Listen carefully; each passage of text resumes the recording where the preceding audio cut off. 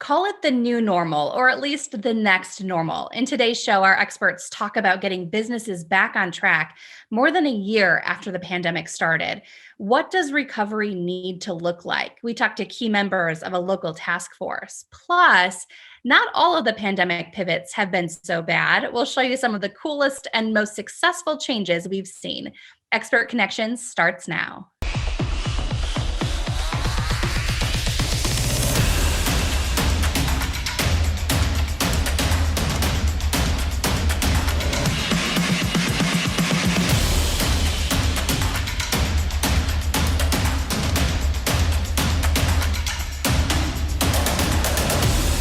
Welcome to Expert Connections. I'm Julie Holton. It's no secret that small businesses are hurting from the pandemic. Figures show that roughly 1/3 of small businesses across the country are shut down, with many in danger of never reopening. For those that are operating, revenue is down significantly, as much as 31% compared to January of last year. And while employment rates have rebounded, which is good, to pre-COVID-19 levels for high-wage workers, they do remain significantly lower for those at lower wages. That's according to tracktherecovery.org, a nonprofit based at Harvard. Small businesses are the lifeblood of our community, and they're nothing short of resilient, resourceful, and ready to rebound.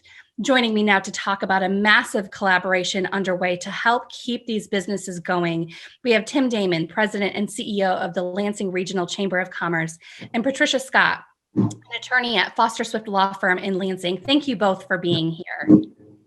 Thank you. Thanks for having us, Julie.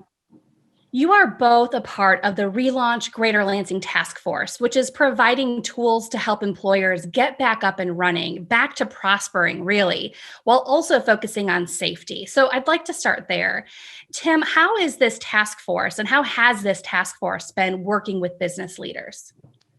Julie, as we'll all recall, a year ago at this time, when everyone began working remotely and offices and places of business were shut down, there was so much information coming at people. It was coming so fast and multiple sources, multiple different organizations and whatnot. And so I think one of the things we did was when we pulled together the task force, which is really consisting of business, education, and healthcare professionals, it was about becoming and developing this almost like a portal that would funnel all of these resources into one place where an employer, an employee, whatever it might be, could kind of go there to kind of get access to the information they needed to, one, potentially re-engage with their people, to reopen safely, and so forth. And so that was where Relaunch Greater Lansing was born. We've done a great job, I think, in providing all of those resources through website and some of the guidebooks and employee handbooks and so forth. And we're now kind of looking at what that next phase looks like. And that next phase is really kind of this vaccine phase. And,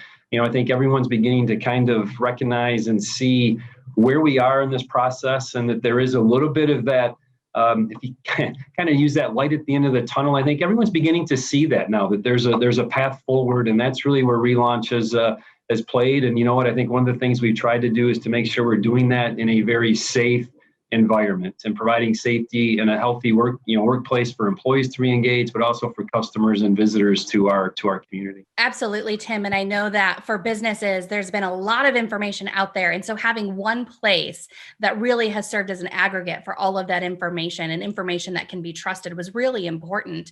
You mentioned the vaccine. I know that right now, one of the concerns for many people, for some, there might be mistrust of the vaccine. Others, kind of the opposite. They can't wait to get their hands on it. And of course, all of this has an impact on our businesses. What's the message from the task force about vaccine-related questions?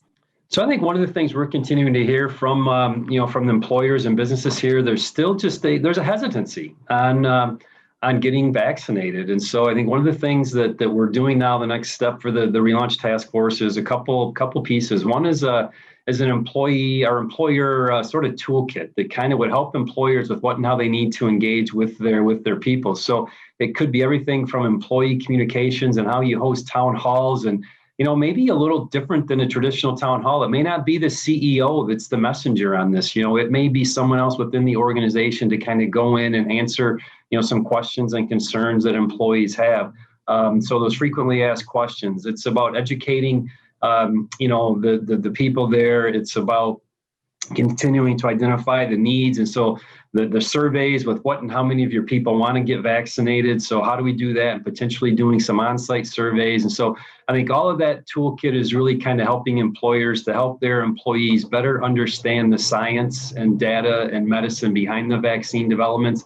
And then the second piece of this and what we're working on is kind of this trusted voices interview segments where we will bring in community leaders here and kind of talking about, again, these key pieces behind the science and data and medicine behind the vaccines and how we're making people feel a little bit more comfortable with where the vaccines are right now and what and why the importance of getting vaccinated and really kind of helping get our economy back on track and reopen safely.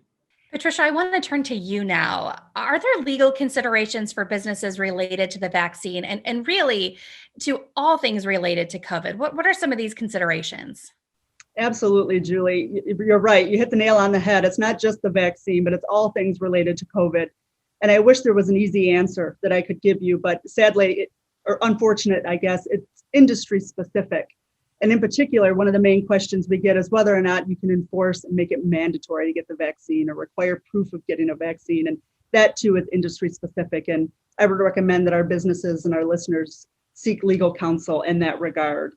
The main focus here for our folks is to stay informed, and it's to do what's right, but it's to avoid liability. Resources that are available include, as Tim mentioned, the Relaunch Greater Lansing Task Force website that includes a couple of different toolkits. Within those toolkits, there are resources. So we have resources within resources. It's a great place for our listeners to go to.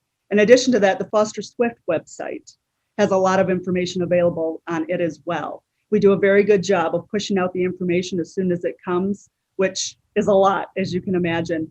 The key here is that ignorance is no defense. You need to get and stay informed and seek assistance. There's lots of people willing to help. Just let us know how we can do so. Patricia, thank you so much for that. And Tim, thank you. We have put links to all of these resources that have been mentioned, especially the Relaunch Greater Lansing Task Force and fosterswift.com. You'll find those links at WLAJ.com. Just click the link for Legal Connections.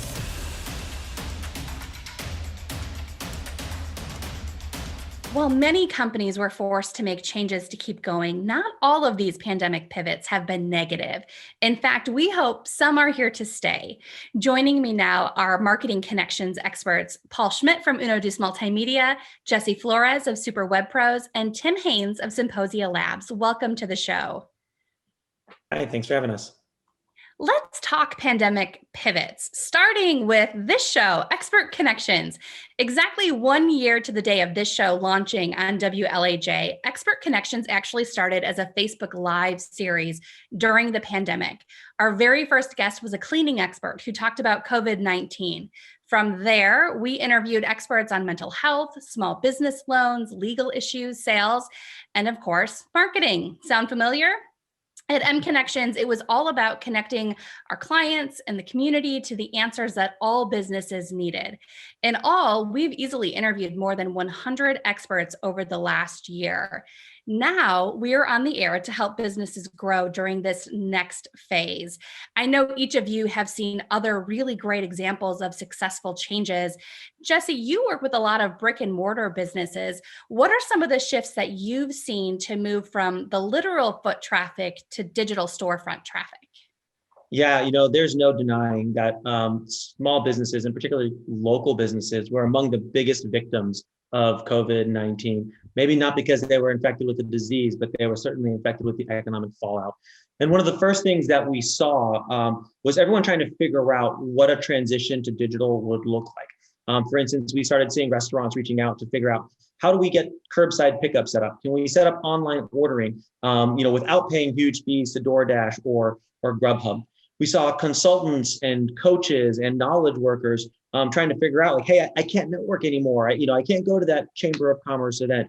How do I get people into my ecosystem so that I can continue to deliver the value that I deliver? And so we were watching people pivot into developing things like learning management systems or online courses and things of that nature.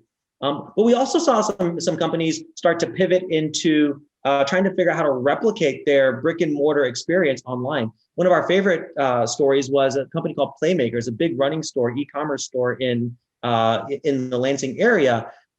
They're known for their great service and for helping people find the right fit. And they found a way to take that process and that in-store experience and bring it online via Zoom to help people still get that kind of fit and assessment and analysis that people were used to getting in store. And so they didn't let the pandemic stop them. Instead, they asked, how can we continue to add value to our customers through this and maybe a new and innovative way? And I think the most successful businesses are the ones that are asking that question and finding interesting answers.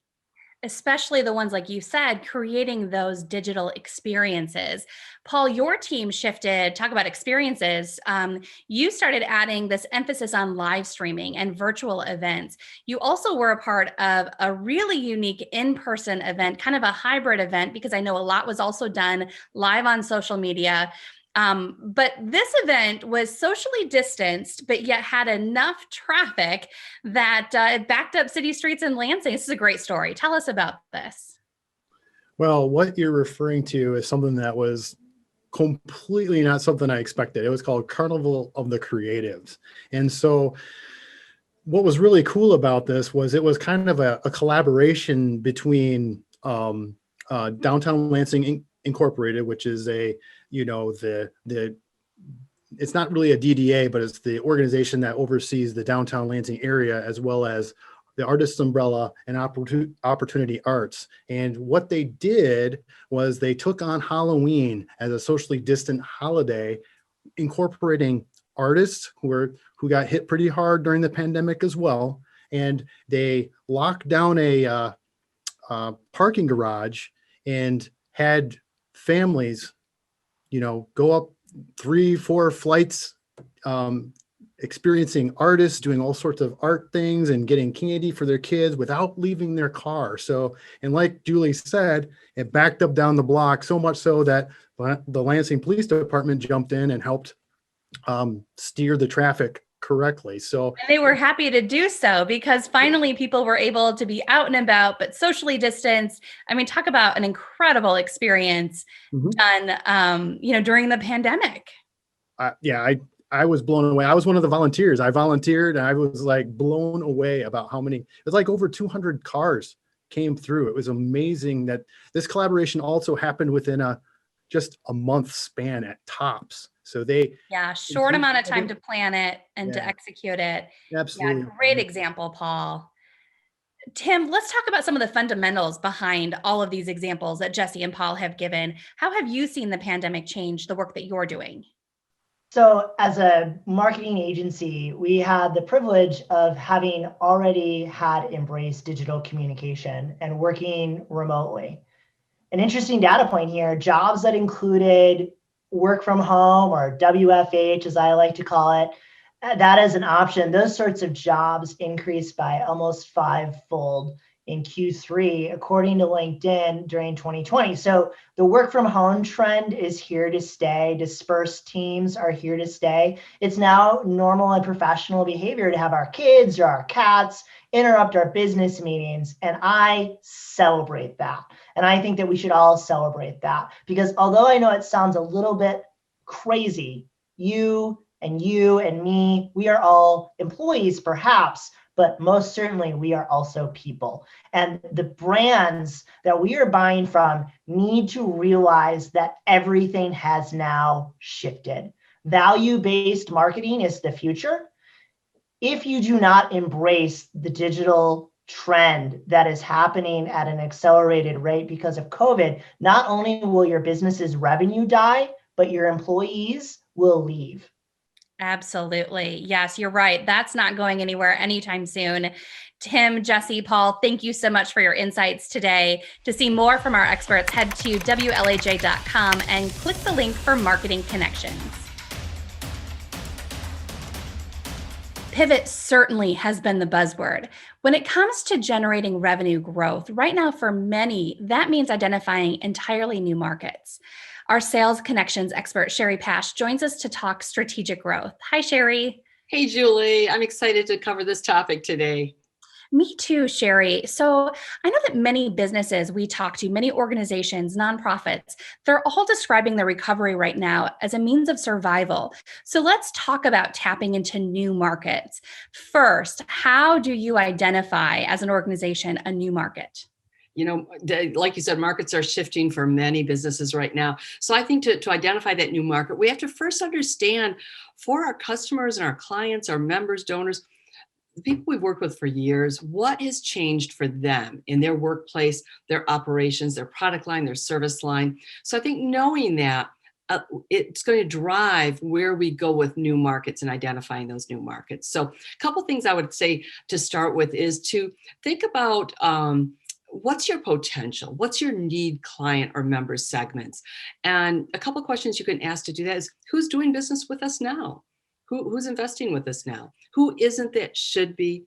And who do you want to do business with that isn't doing business with you now? Shari, that's such an important topic because, as you mentioned, so much has changed in the last year with the pandemic. And so there may be people that you were regularly doing business with before that just are not there right now. Maybe they're not coming back. Right. And so we really have to start to understand, what does that market look like? Mm-hmm.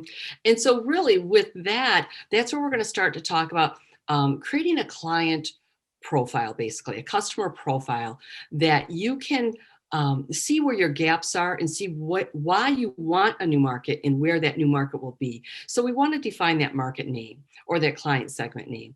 And you want to know currently, do we get business from this segment? What % of our business is from that? So we can decide our growth. Define the type of client that makes up this market.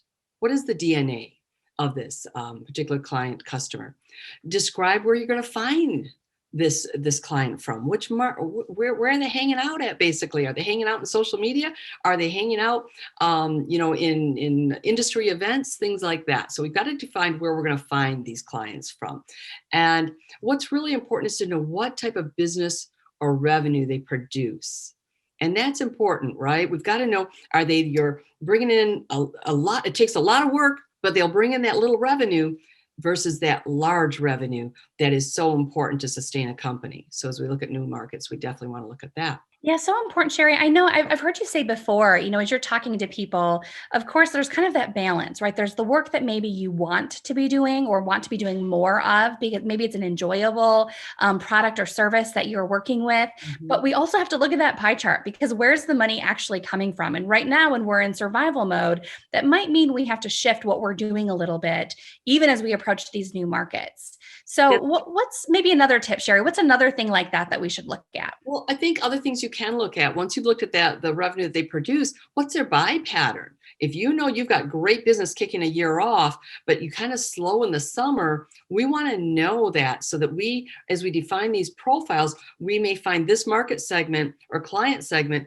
does a lot of business in the summer months, perhaps, or they might be just those who sign a contract for the year with you. But we need to understand, so when you're looking for summer business, you can look through your market segment profiles, your client profiles, and determine which segment is going to allow you to find that summer business. That's just an example. So we want to look at that. We want to know the price that they can tolerate. What revenue can this client segment produce or tolerate? Is this always going to be a low level, but maybe they will buy from you in a really need period for yourself, one of your low periods, and that revenue is good then, right? That lower price. Right, so, absolutely. Especially as we're talking survival mode and pandemic and the impact that this has had on all of them. Have you found that could impact pricing and what pricing people will tolerate? Definitely. People don't have as much money in the checkbook in some industries. Some industries are doing fantastic. So that's where it's so important to go back to knowing what's happening with your clients' industry, their businesses, things like that, because some are thriving during this time. So we don't want to leave money on the table either, right? So as salespeople, it's that fine line of asking those questions and knowing where this particular company or industry segment is, this segment. So that's where it comes to that last one. You want to provide a brief update on the state of this market on your profile sheet so that you do know, has it been hit hard through the pandemic? Is it doing strong? Is it rebounding? Have jobs been lost? They're not going to come back, things like that. So it's really important we create all of these tools all these fields into our account profile. Okay, so you've given us so much to work with here. This is a lot of information, a lot of tips. Is there a tool or a system that we can use to help really organize and track and be able to later identify trends? Yes, because so often we just say, I just want new customers, so I just run out to do it. With this profile, we're going to have a tool on the WLAJ.com website, Julie, so that they can start with that. And it's much easier to start with a tool that you can start to put your strategies into than just staring at that white screen on your computer. So we'll provide that tool to get them started. And based on those profiles, this is where you're going to see your gaps. You're going to be able to identify those new kind of marketing opportunities that you want to go into. So I think that that's really important. And I think with this, it's important you give yourself the planning time, right? You've got to, in order to strategize new strategies, you've got to give yourself planning time. 520 work hours in a quarter. How are you using 8 of those strategy hours for those other 512 And we will hours? continue to track these topics and talk about these strategies every Monday throughout the year. Shari, thank you so much for sharing your information with us today. Thanks, Julie. For a look at that tool that Shari talked about, head to WLAJ.com and click Sales Connections.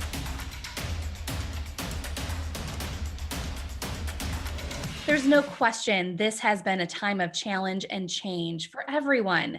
Poll after poll shows mental health is a top concern for as many as 40% of Americans. And while there's a full spectrum of issues to address, one thing many people say they miss is connection. So we want to share positive stories of people making a difference with a weekly segment we're calling Heart and Soul Connections. Joining me are 4 women from the group She Leads Michigan: Michelle Hutchinson, Nancy DeBoer, and Sylvia Williams. Thank you so much for joining us. Michelle, more than ever, there is this human need to connect, which is exactly what She Leads Michigan is all about. We'll be hearing these unique stories each week. But Michelle, talk us through, what is She Leads and why is this organization so important? Julie, thank you for having me today. I'm very, very happy to talk to you about She Leads Michigan. It fits perfectly into the very words that you just said, which is She Leads Michigan brings a diverse group of Christian women together, and all of them hold leadership positions in their workplace, their government, their homes, in their communities. And as a group of strong women, we seek to honor and thank women of strength for their action and service, to network women relationally, to support one another as we walk through challenges and successes, as we walk out our faith in different environments, and to encourage each one to take bold action to impact society. So She Leads Michigan really seeks to bring modern day solutions to everyday challenges. It's a really exciting group, Julie. It sounds like it, Michelle, and such a wide variety of people that are involved in your organization. Nancy, I want to ask you about that. There's such a diverse group of women that make up She Leads. Women at home with children, trial lawyers with cases before the Supreme Court, politicians, teachers. It seems like the full spectrum. Tell us about the women of She Leads. Yeah, it is amazing, the variety of people that God has brought together. They are handpicked by Him. They represent all ages, backgrounds, cultures, denominations, races. She Leads Michigan really provides a safe platform for the exchange of ideas. And we have a community of faith-focused, independent thinkers. We support and encourage each other, and we're networked together through these trusted relationships in Christ. So She Leads Michigan gives women a voice. And we have a weekly She Speaks broadcast where we explore really tough topics that affect every level of society. Sylvia, Nancy just mentioned, just the diversity of women that make up this group. But let's talk about the spiritual side of things. Let's say my faith journey looks different from what I might see or hear, even among the women on this broadcast today. How does that spiritual diversity fit into She Leads? Well, Julie, the Romans 12:4-5 says that we are one body. And although we are one body, we are many members in that one body. So we being many are one. And so that speaks of diversity. So She Leads Michigan we are a diverse group, and we are faith-based, and we come together and we recognize one another's diversities and strength. And the mortar that glues us together is Christ. So although we may be from different denominations and different spiritual backgrounds, we know that the commonality is Christ. And so there is a sisterhood, and there are covenant relationships that are formed in the spiritual base that we offer. And Sylvia, I know, if I can ask a follow-up question, I know you lead, a weekly prayer call, and you just talked about, even here in this broadcast right now, we all look different, we all sound different, we come from different backgrounds. Talk to me about how important building that connection is right now with different people coming from different, maybe spiritual spaces. It's very important, especially with because of the spiritual climate that we live in today, that women don't feel isolated in the midst of the pandemic. And so She Leads, we come together and we pray weekly. Initially, we thought we would pray for 20 minutes, and now we stay on the phone until the Lord says he's done. And so we are a group of women who just have a heart for prayer and a heart for God. And in doing that, our hearts are knit together, and we provide spiritual support for one another. I love that it sounds like all women are welcome. Before we wrap up, Michelle, you and Nancy both co-host a weekly Facebook show for She Leads Michigan called She Speaks. It really started during the pandemic as a way to share stories and bring people together during a time when it really has been so isolating. So tell us about your vision with She Speaks and how this show is helping to bring women together. Yes, we really felt like there was such a need for others to be a part of the conversations that happen in our living room as we share how we walk out our faith or the struggles that we are walking through in life, and to understand that being vulnerable with each other as we walk out high calling is powerful, and we learn and we gain skills from one another, and we recognize that we're not alone sometimes or often in the very same process. So it was really this beautiful picture of bringing together women who are walking out their faith calling, changing society, and having open and vulnerable conversations about what that looks like. And I'm so glad, ladies. Thank you for joining me today. Sylvia, Michelle, Nancy will continue to bring us these stories every Monday right here on Expert Connections. After all, we could all use a little dose of heart and soul. To learn more and to watch the full hour-long episodes of She Speaks, head to our website, WLAJ.com, and click Heart and Soul Connections. Thank you for joining us for Expert Connections. I'm Julie Holton. We'll see you back here next Monday. Expert Connections is executive produced by MConnexions Marketing Agency in collaboration with Foster Swift Law Firm. Strategic solutions for growth. SuperWebPros, Symposia Labs, UnoDeuce Multimedia, and She Leads Michigan. A special thank you to our Style Connections partners, Polka Dots Boutique, The Standard Spa, and Beauty by Wilder. Visit our Style Spotlight online at WLAJ.com/Expert Connections.